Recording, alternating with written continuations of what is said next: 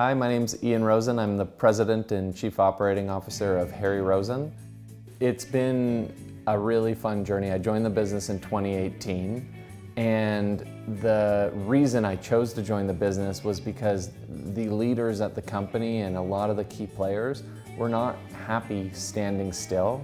Everybody wanted to push forward, so I was able to come in with pretty big, bold ideas for what we should be as a brand and what we should do in terms of a digital transformation.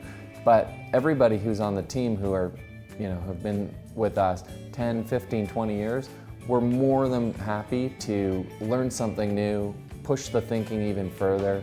So I'm really grateful to have a team that knew our history and has, upheld the Harry Rosen standard of execution for so many years to help drive this agenda forward. But yeah, we're not standing still. I'm very grateful. Now I have an incredible working relationship with my father, but not everybody wakes up in the morning and says, hey, I want to work with my dad. And my dad was really encouraging to help me figure out, hey, what do I want to go out and do? What are my passions? Maybe it would be in music, or maybe it would be in athletics, or maybe it would be in a different profession.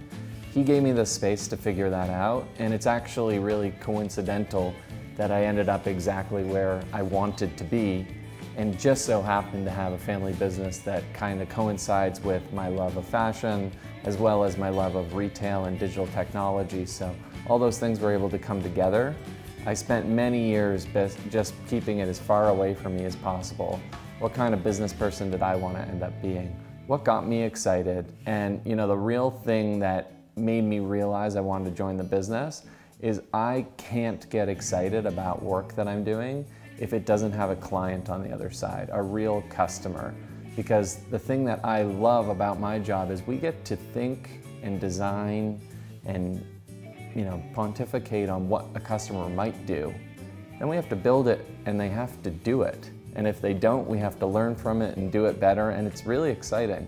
You're not always going to be right, but you're always doing it in service of the customer, and I just found in many other of my business pursuits, it was a little bit more one-dimensional, and customers are really unpredictable. Who would have thought that a global pandemic would have encouraged so many people not only to try online shopping, but make it part of the way that they interact with so many brands. So as you can tell, I'm really excited about where we've ended up, and my